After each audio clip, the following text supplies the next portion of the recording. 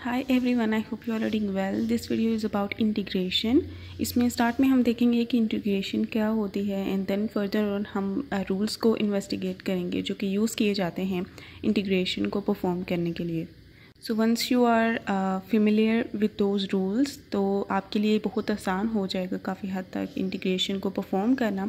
So it's not difficult. इसके लिए आपको बस कुछ प्रैक्टिस की ज़रूरत होगी, क्योंकि प्रैक्टिस से ही आप उसे बेहतर से बेहतर कर पाएंगे और उससे ज़्यादा से ज़्यादा फेमिलियर हो पाएंगे। तो ज़्यादा से ज़्यादा आप प्रॉब्लम्स को प्रैक्टिस करें, ये मैं सजेस्ट करूँगी।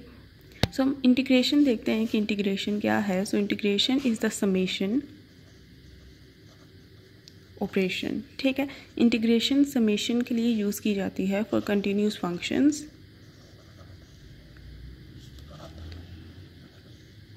कंटिन्यूस फंक्शंस कंटिन्यूस इंटरवल पे जो आप समेशन करना चाहते होते हो उसको आप इंटीग्रेशन के थ्रू करते होते हो, जिसमें आप स्मॉल चंक्स को ऐड अप करते हो और वो चंक्स जिन भी मतलब वेरिएबल्स में हैं, लेट्स से वो चंक्स हैं एरिया के, वो चंक्स हैं लेंथ्स के, जिसके भी हैं उनको ऐड अप करते हो to get the total quantity या टोटल अमाउंट। अब वो टोटल क्वांटिटी की जगह अगर वो आप चंक्स एरिया में ले रहे हो तो टोटल क्वांटिटी में आपको टोटल एरिया मिलेगा, और अगर आप चंक्स में लेंथ्स ले रहे हो, डिफरेंशियल लेंथ्स ले रहे हो, तो इंटीग्रेशन परफॉर्म करने के बाद इंटीग्रेशन का फिनोमेना ऑपरेशन यहाँ पे होगा और उसके बाद आपको यहाँ पे टोटल वो क्वांटिटी जिसकी भी आपने इंटीग्रेशन की है वो आपको मिल जाती होती है। So integration is always use to add up the small chunks to get the total quantity over the continuous intervals, and those chunks exhibits the continuity property। वो continuous होते हैं। इसमें हम continuous पे जोर इसलिए दे रहे हैं कि जैसे कुछ functions होते हैं या कुछ numbers की अगर हम फॉर्म में बात करें तो डिस्क्रीट नंबर्स होते हैं, तो और कुछ होते हैं जो कंटिन्यूस नंबर्स होते हैं। अब कंटिन्यूस और डिस्क्रीट नंबर्स में फ़र्क ये है कि लेट्स से हमारे पास ये एक नंबर लाइन है, तो इसमें ये मैं नंबर्स लिखती हूँ, ठीक है, 1 2 3 एंड 4। डिस्क्रीट में आप क्या कहते हो, आप डिस्क्रीट में कुछ नंबर्स को फिक्स करते हो, लेट्स से ऐसे, ओके।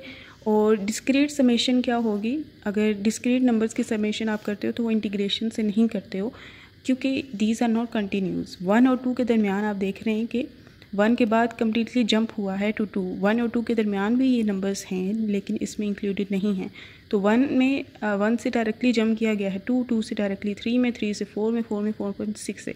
तो इस तरह की जब जंपिंग्स होती हैं, ठीक है, तो ये डिस्क्रीट फंक्शंस की या डिस्क्रीट नंबर्स की निशानी होती है। फंक्शन जो कंटिन्यूस फंक्शंस होते हैं उन्हीं की डिफरेंशिएशन पॉसिबल होती है और उन्हीं की देन इंटीग्रेशन पॉसिबल होती है, क्योंकि हम एक और डेफिनेशन देखेंगे इंटीग्रेशन की। It is actually the inverse operation of differentiation, के पहले आपके पास फंक्शन है उसका आप डिफरेंशिएशन फाइंड आउट करते हो, तो इसका अगर आप जिस प्रोसेस के थ्रू डिफरेंशिएशन फाइंड आउट कर रहे हो dx के रिस्पेक्ट से, उसी तरह आप dx के रिस्पेक्ट से उसे सिंपली इंटीग्रेट कर देते हो। तो in differentiation is dividing the whole function into smaller chunks and integration is to add up those chunks again to get the total function again. तो मतलब कि डिफरेंशिएशन इज़ बिगर लेवल से smaller level में आना, और integration is small chunks में जो आप आए हो उन सबको ऐड अप करके दोबारा उसी बिगर लेवल पे चले जाना। So it is simply the inverse operation.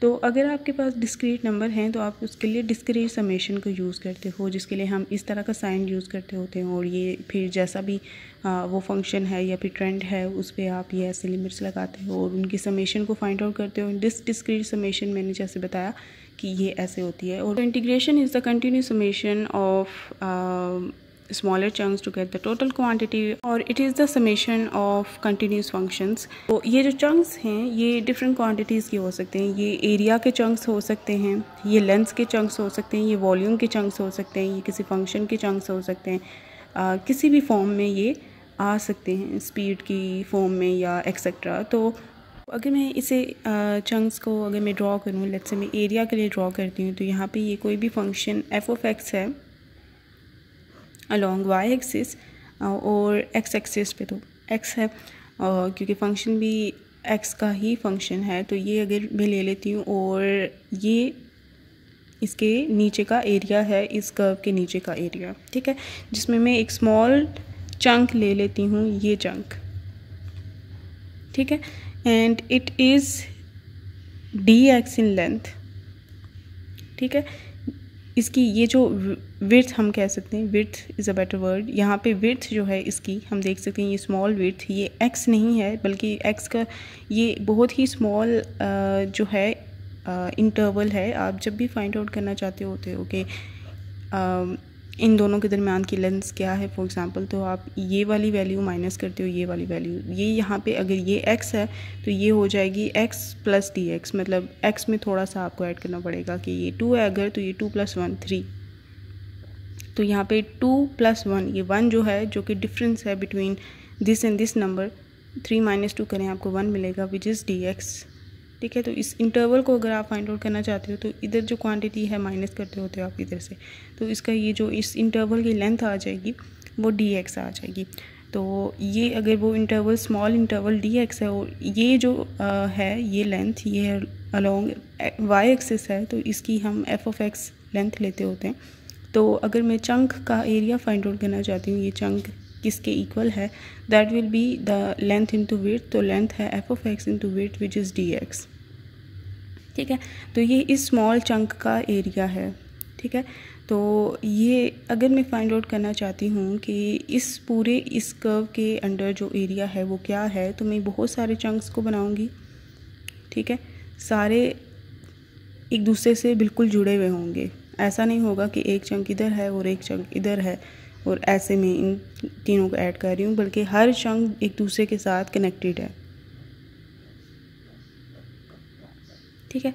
तो ये हर चंक, ये मैं सारे चंक्स बनाना शुरू कर दूँगी और मैं हर ये जो चंक है DA, सारे के सारे चंक ऐड करना कर दूँगी, DA + DA + DA + DA, ठीक है, सच दैट कि हम जानते हैं कि एक DA का दूसरे DA से जो फासला है वो नेग्लिजिबल है, ठीक है। ये वाला जो DA है that is completely close to this one, forming up a continuous chunks की फॉर्म में ये बन रहा है, ठीक है। ये हम देख सकते हैं कंटिन्यूसली एक दूसरे के साथ अटैच है, जैसे ये पेज है ये कंटिन्यूस है और इनमें कोई भी स्पेसिंग नहीं है। तो और अगर मैं लेट्स से 2 पेन ले लेती हूँ, एक और यहाँ पे पेन आ जाए, तो ये और ये 2 डिफरेंट इंटिटीज़ हैं, कंटिन्यूस नहीं है क्योंकि इनकी बाउंड्रीज़ हैं हम देख सकते हैं, और they are separated like that कि ये दोनों सेपरेटेड हैं। लेकिन अगर आप पेज को देखें तो ये पेज एक बिल्कुल कंटिन्यूस बॉडी है।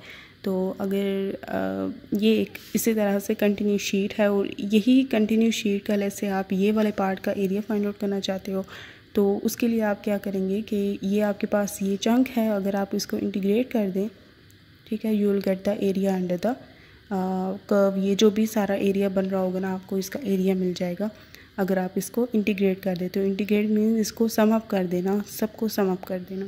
ये सारे जो भी एरियाज़ इसके अंडर बन रहे हैं ना, जितनी भी ये स्ट्रिप्स जहाँ तक जाएंगी, ये चंक जहाँ तक जाएंगी, इन सबको ऐड कर देना is done by integration. So integration is the summation of the continuous functions to get the total quantity, और जिसकी भी वो फंक्शन है डिफरेंशियल, जिसके भी फॉर्म में है कंटिन्यूस फंक्शन। यहाँ पे हम देख सकते हैं वो DA था, जिसे हमने देखा कि वो इन टर्न f(x) dx के इक्वल था। तो DA was a continuous chunk और ये सारे चंक्स जो हैं कंटिन्यूसली एक दूसरे के साथ कनेक्टेड थे।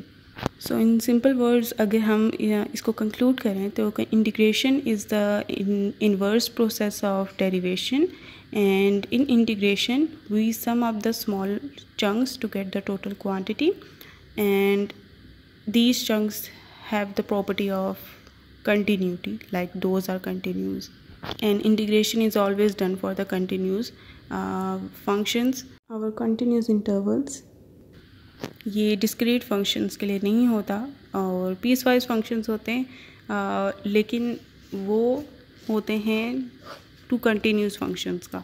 तो इसका आप इसकी इंटीग्रेशन अलग से फाइंड कर लें, इसकी अलग से फाइंड कर लें, दोनों की डिस्क्रीट समेशन कर दें। तो जैसे इसका एरिया लेट्स से A1 आता है, इसका एरिया A2 आता है, और दोनों को A1 + A2, this A1 + A2 operation ये जो हमने किया ना, ये डिस्क्रीट समेशन की है, लेकिन इनकी A1 और A2 की अलग अलग वैल्यूएशन जो है हमने इंटीग्रेशन के थ्रू की, क्योंकि they themselves in pieces were continuous. तो ये इस तरह से मींस कंटिन्यूस फंक्शन पे ही इंटीग्रेशन अप्लाई हो सकती है, और इंटीग्रेशन डेरिवेशन दोनों कंटिन्यूस फंक्शंस की ही होती है। इसके थ्रू आप टोटल एरिया फाइंड आउट कर सकते हो, टोटल लेंथ फाइंड आउट कर सकते हो, टोटल वॉल्यूम फाइंड आउट कर सकते हो गिवन द डिफरेंशियल्स। इंटीग्रेशन में आपके पास जो भी साइंस यूज़ होते हैं ये इंटीग्रेशन का ऑपरेशन होता है, ठीक है, और ये किसी फंक्शन पे अप्लाई होता है और इस फंक्शन को हम इंटेग्रेंड कहते हैं। ओके, तो नेक्स्ट वीडियो में हम रूल्स देखते हैं।